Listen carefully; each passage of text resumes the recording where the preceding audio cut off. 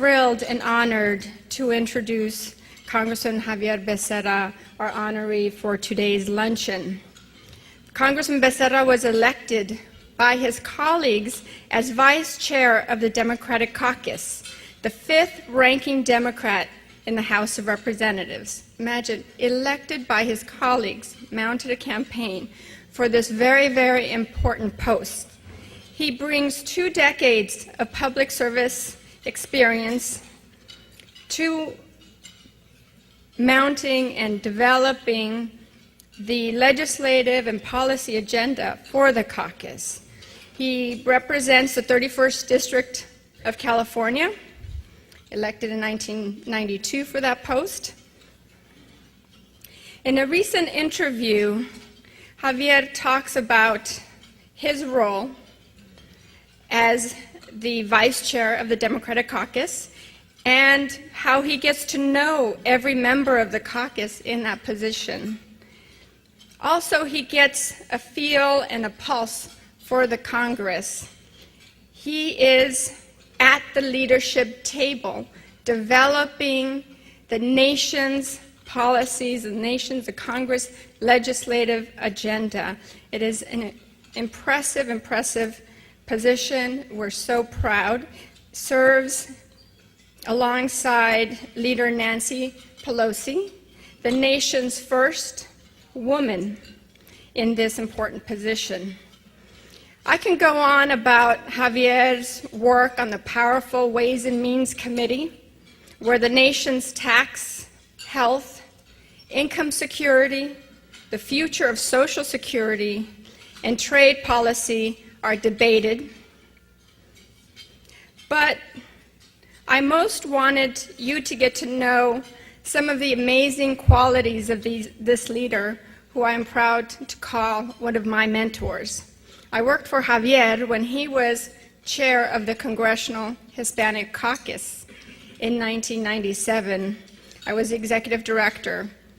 Xavier, you look the same. Even though I know that your 3 lovely daughters are probably my size, you must be so proud of them as well. Having worked alongside Xavier, I know the amount of work he puts into everything he does, every decision he makes. But first, everyone knows Xavier. Everyone that knows Xavier feels comfortable calling him Xavier, if you've noticed. And that says a lot about this person, because he's the type of person that takes the time to get to know you.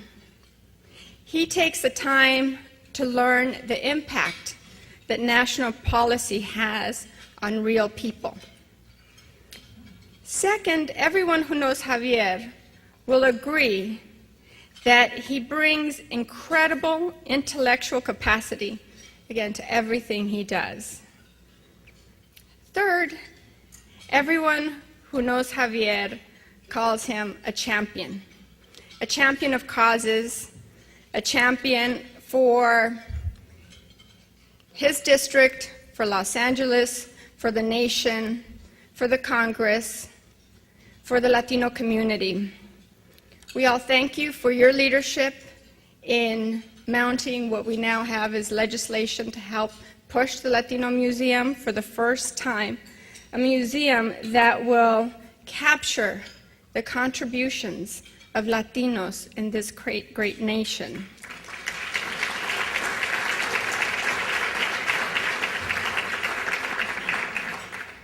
And it is also because of champions like Xavier, board member and past chair of CHCI, that makes it possible for us to do our work in impacting lives.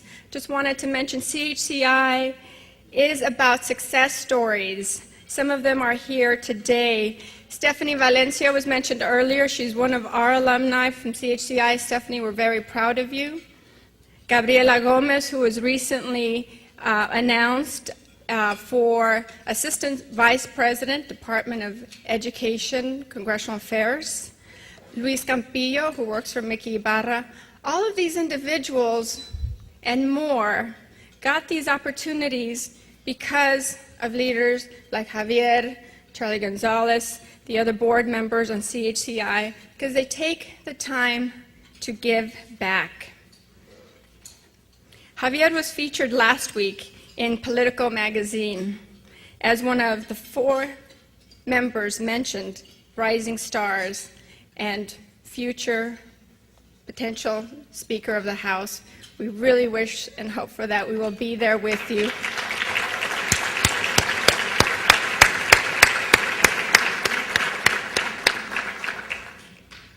Need I say more? Please welcome our rising star, our star, Congressman Xavier Bacerra.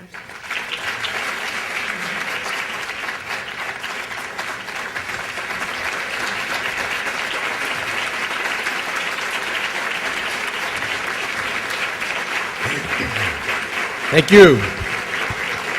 I've been told I may have a vote, so you better sit. Thank you very much. Esther, thank you for the words. Good thing I treated you nicely when you were working for me.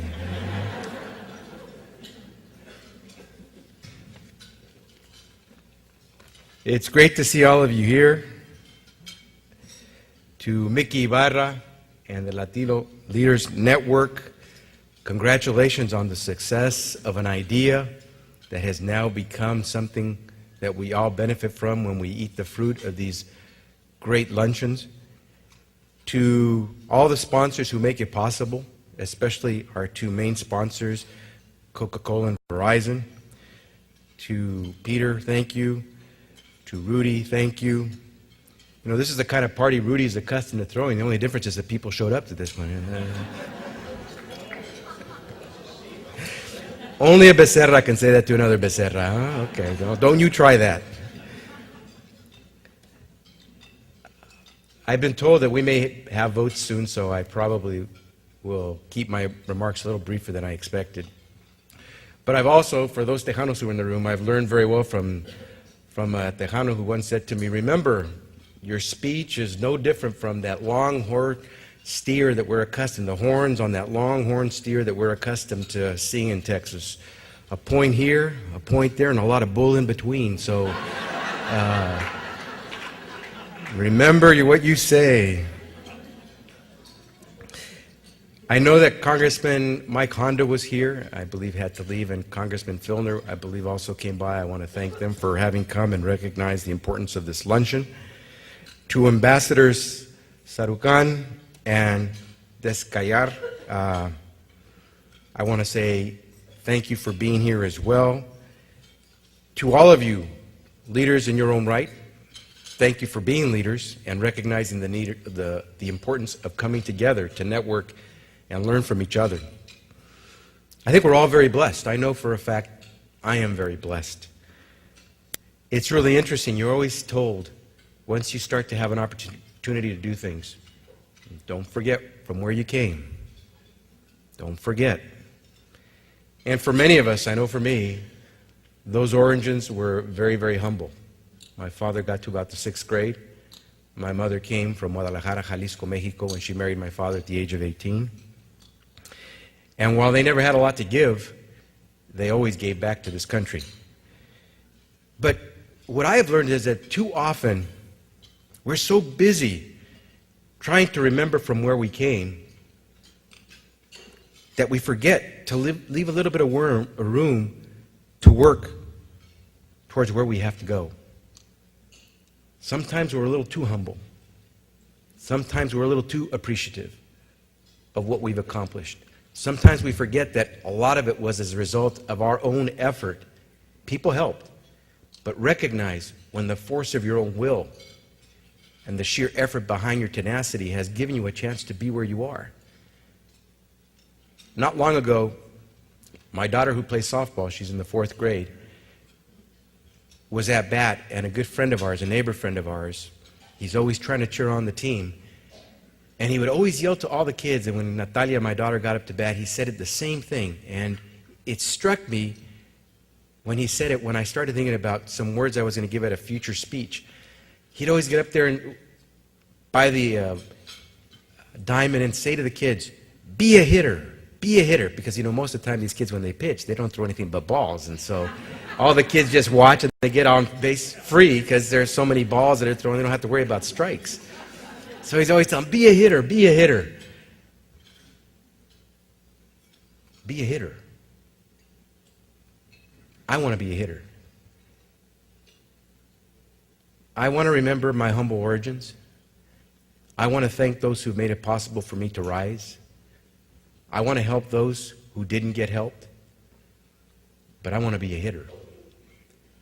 Because if I just spend my time thanking people and remembering from where I came, I won't have time to hit that ball out of the park. And I got to hit it out of the park because there are too many people who will never get to go to that plate, to take the bat, to take one swing at the ball. And so I better be a hitter. And so, Vicki,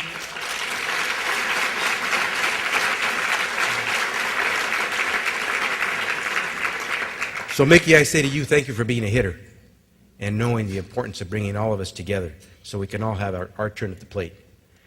Now, I've witnessed and experienced a lot in my 16-plus years in the Congress.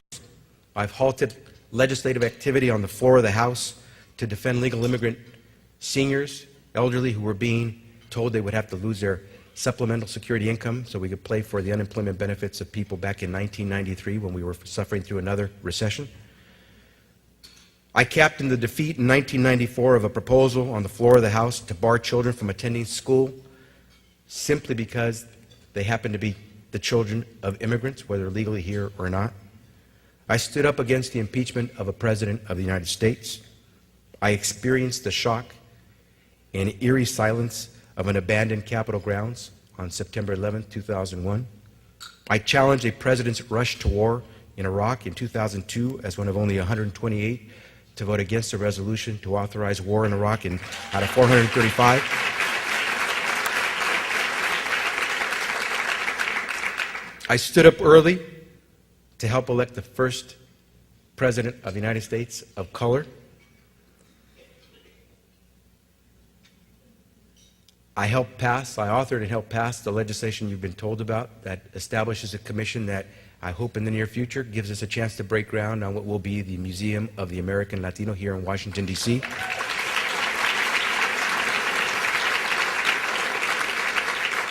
I was offered a post on the president's cabinet. I'm still here. And along the way, I had a chance with my beautiful wife to have 3 children. But there's something that I remember that I was told the first year I got to Congress in 1993 that I remember so very well. It was told to me by Congressman Esteban Torres. One day, as we were in the rush of activity in committee and a vote was called, we were hurrying to get to the vote on the floor of the House before they closed the rolls. And as we were rushing up the steps of the East Capitol steps, I turned to Esteban and I said, Esteban, sometimes I forget where I'm about to go. And he stopped me right there and he grabbed my shoulder and he said, Xavier, never forget where you're about to go. Because very few people in the history of this country have had a chance to walk these steps and enter through those doors where you're about to go. And that has stayed with me for so long because Esteban wanted me to be a hitter. And I think about that more and more, and I wish to myself, Esteban, why didn't you tell me that 30 years before, not in 1993, but in 1963, when as a 5-year-old, I saw my mom crying in front of the television set, not understanding why a television set would make my mother cry. And then learning a little bit later why she was crying, but still not quite understanding. Why would a woman who was born and raised in Guadalajara, Jalisco, Mexico, only 9+ years in this country, cry for a president she never met who had been assassinated? Esteban, if you'd been around a few years later when I started school, and all of a sudden I went from being Xavier for all of my life up to the age of 5, and all of a sudden I got a new name, Xavier. Esteban, had you been there, you would have helped me understand what was going on. Esteban, had you been there, you would have helped me understood as I was growing up And when people would ask, so what does your dad do? What does your mom do? And I would have to tell them, well, my dad's a worker in construction, and every day he gets up with the sun and doesn't come home till the sun's down. And every day when he comes home, he doesn't come dressed like me. He comes home very dirty. And Esteban, you could have helped me understand that I should not have been embarrassed to explain to people what my father did, even though people would say, now, Johnny, don't you grow up to be like that guy on the side of the road there digging those ditches, because that was my dad, digging those ditches. Esteban, I could have used you the day I got to Stanford University, living 2 hours from there, being raised in Sacramento, California, but never having been there before until the day I actually was set to enroll, and understood that I hadn't grown up middle class the way I had thought. When I drove through Palo Alto, right around Stanford University, I realized, wow, this is middle class, huh? This isn't bad. I'm glad I'm going to college.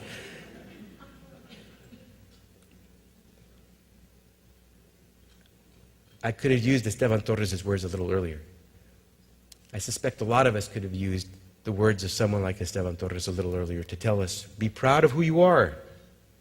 Know who got you here. Don't ever forget from where you came. But someone has to stop us in that moment when we're thinking that we're on top of the world and say, stop. Know where you're about to go. You know, it's that Star Trek moment. Go where no man has ever gone before. And so I remember what Esteban said. I remember him fondly for having told me that.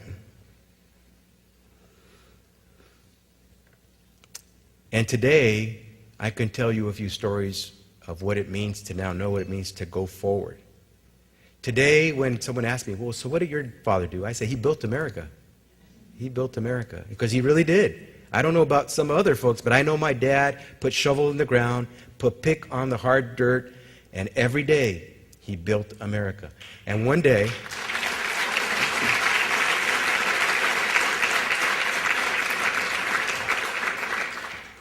my father was working in a crew, and I had a chance to be in that crew because I had to help pay for my education in college. And I had the great privilege of being able to pull the jackhammer away from my father's hands. And that's one of the most proud moments I can think of, because that was the day that it really hit me, how proud I was of what my father did. That I could help do what he was doing, but yet I know he was helping me do what I would get to do. And so, Esteban, I wish you had explained to me earlier in life why I should say about my father, not when I was in my 20s, but when I was in my teens, how proud I was of what my father did with a 6th grade education. I can tell you today that that day in 1994, when I decided to captain the opposition to an amendment on the floor of the House to deny kids access to our schools unless they could prove that their parents were here legally, that the day before I had sat with a friend who no longer is with us, may she rest in peace. Her name was Patsy Mink, Congresswoman Patsy Mink from Hawaii. She was a fighter all her life. I had gone to Patsy, we were on the same committee, Education and Labor, and I said to her, Patsy, I've been told that we're going to have an amendment on the floor that's going to restrict, in this education bill, it's going to restrict kids from going to school unless their parents can come in to the school and document that they're here legally. And I've been told that we don't want to have this amendment come up because we're afraid it's going to pass. And I've been given an alternative that would soften it a little bit, not make it as bad an amendment.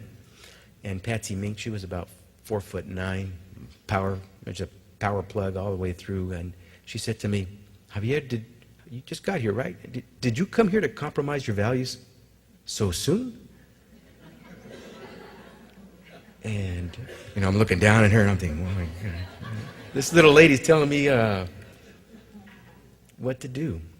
And so the next day, when I was asked by some of the members in the Democratic leadership, well, you ready to do this alternative amendment? I said, no, let's go forward and let's see what happens. And that debate started with very few of us on the floor because no one wanted to debate immigration in 1994. And a few of us were there, and we stood there and we said our piece why we should oppose this amendment. And then something very wonderful happened. Before you know it, I started to see a few other people trickle in. The one I remember most was a gentleman by the name of Kwesi Mfume, who at the time was the chairman of the Congressional Black Caucus, who came in, who was always an impassioned speaker, and came in and said, this isn't about immigrant kids, this is not about Latino kids, this is about our kids. And he said, and a fight to keep a kid in school is not just your fight, a fight to keep a kid in school is my fight. And before you know it, we started to have more members coming into the chamber to argue. And then before you know it, those who were for the amendment had come to us and say, are you willing to compromise and cut off debate pretty soon and let's take a vote on it? I said, no, let's let this amendment go its course. In 1994, when in California we passed Proposition 187 on the floor of the House of Representatives, we defeated this amendment to keep kids from going to school. I'm very proud of that.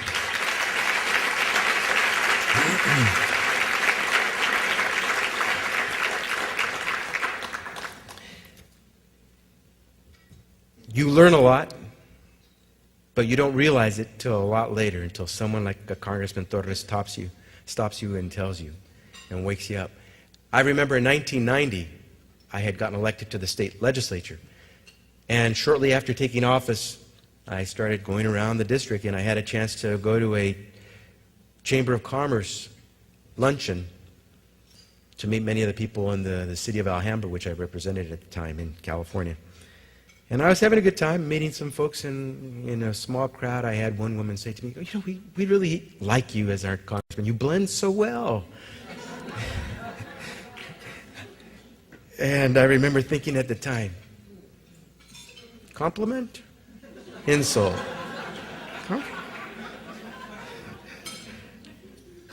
I take it as a compliment. And I take it as that because I don't have time to dwell on the past. I have to recognize where I'm going. And fortunately for me, I was good enough that she thought I blended well and that I could keep moving forward. Now, in 1994, as a Democrat, we suffered a major defeat when we lost the House of Representatives. Interestingly enough, I had a lot of my colleagues, white colleagues, come to me and say, this being in the minority is a bear, and I said, get used to it. That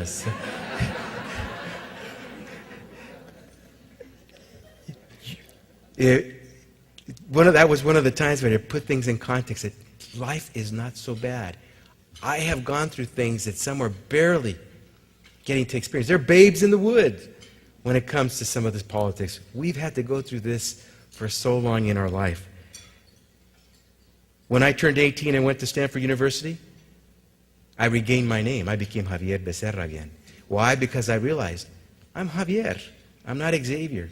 So today, to this day, I can still tell you who my friends are and when I met them by when they come to, hey, Xavier, I know it was a high school friend.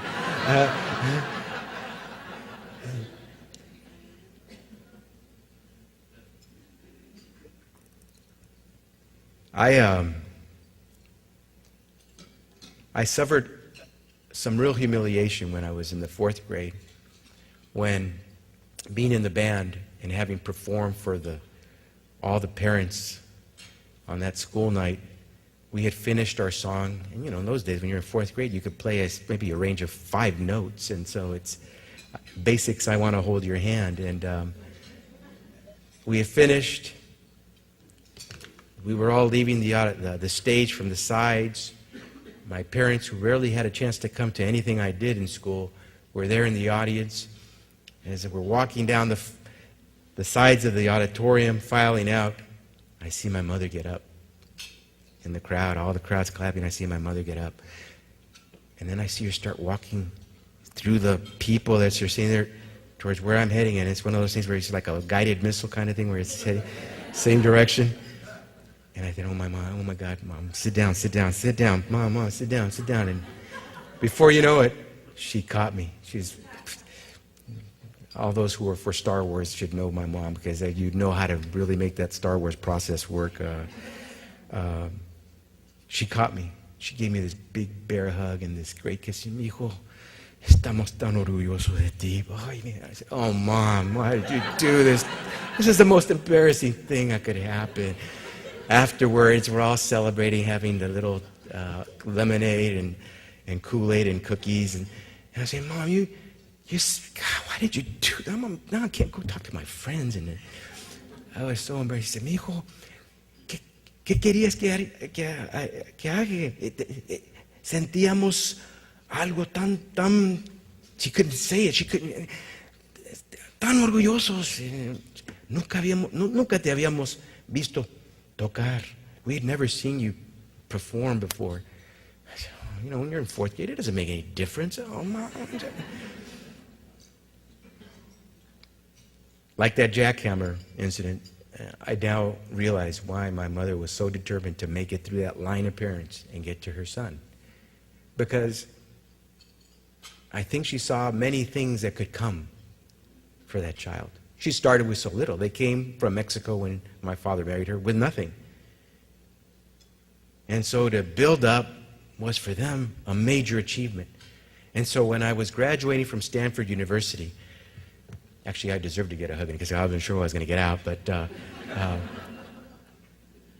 I fully expected my mother to do another beeline at the graduation ceremonies.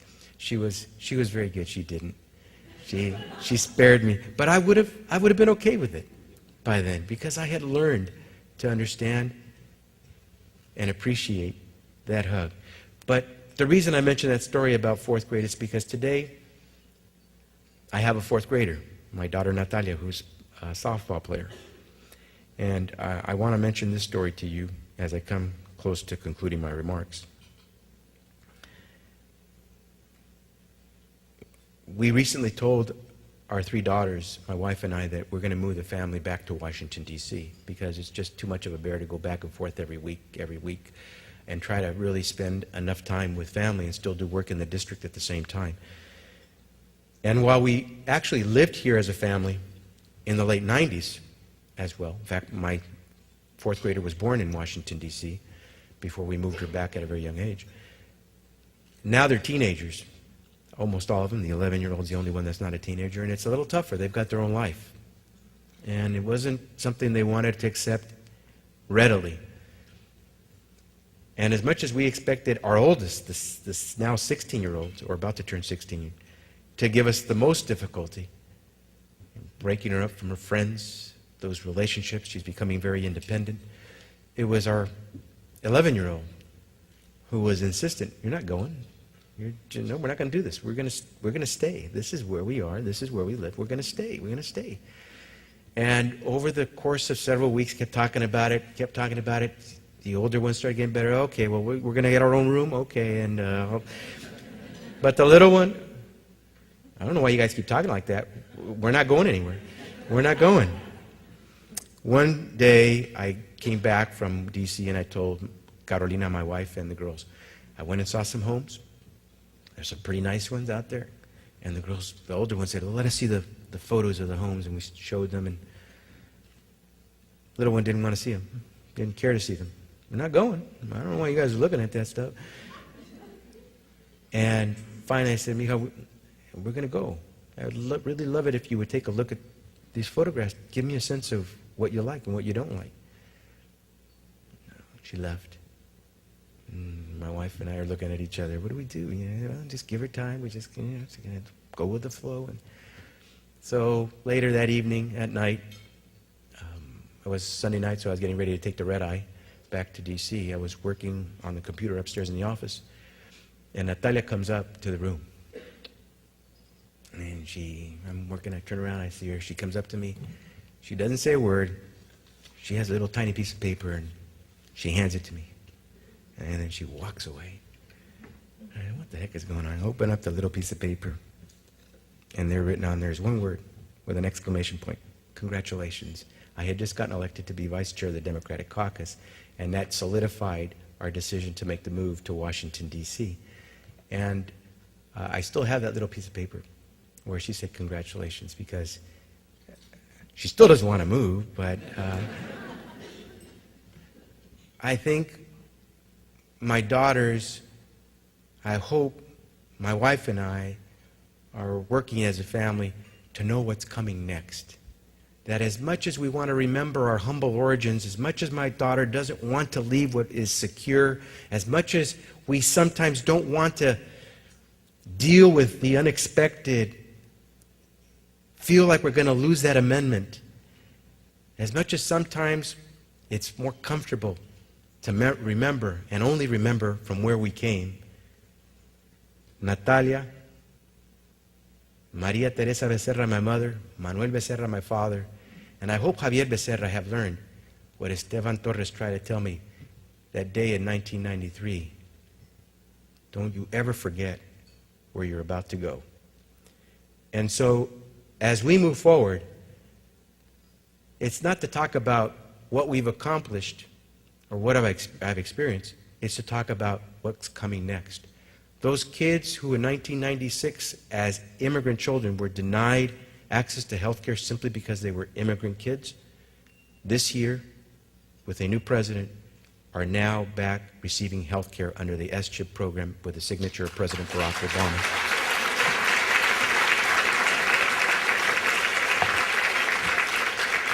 This year, if Harry and Louise, if we hit them out of the park, we might have health care reform the way we really deserve it. This year, if we're smart and recognize that our time is running out, we may actually start to deal with energy the way we should and understand it's not free. This year, and by God, this is where all of us have to go to the plate and be hitters. And this year, with the help of a president who understands this, but more importantly, with a network of Latino leaders, as we have here, we can hit it out of the park and give dignity back to all our immigrants who are in this country and say we will reform our immigration laws to give them what they deserve.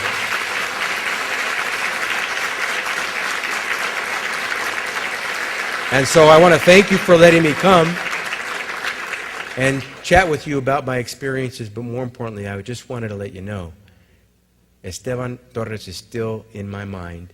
His words are still with me. I'm going to be a hitter, and I'm going to remember where I got to go. I hope you'll join me because there is much to do for many people, like my parents, who never got to go there, but made it possible for all of us to enjoy this lunch today. Thank you very much.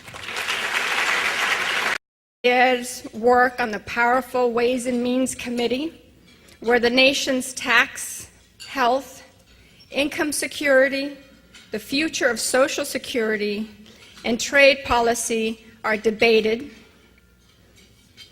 But I most wanted you to get to know some of the amazing qualities of this leader, who I am proud to call one of my mentors. I worked for Xavier when he was chair of the Congressional Hispanic Caucus in 1997. I was the executive director. Xavier, you look the same.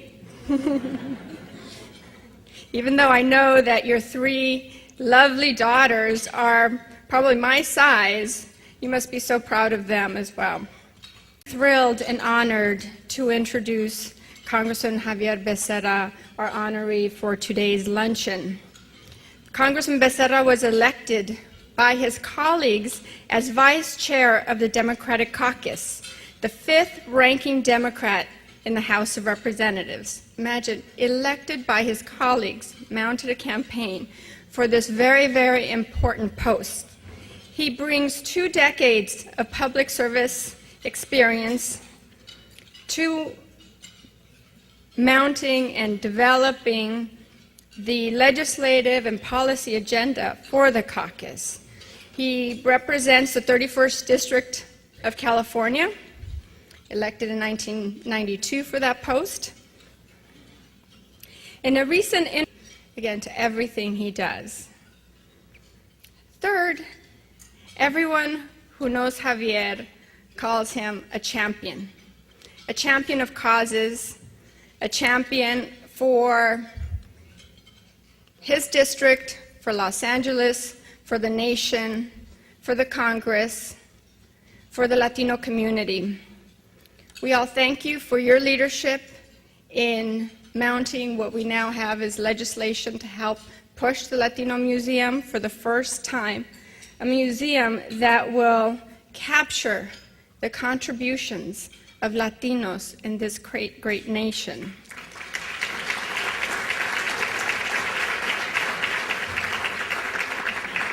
Interview, Xavier talks about his role as the vice chair of the Democratic Caucus and how he gets to know every member of the caucus in that position.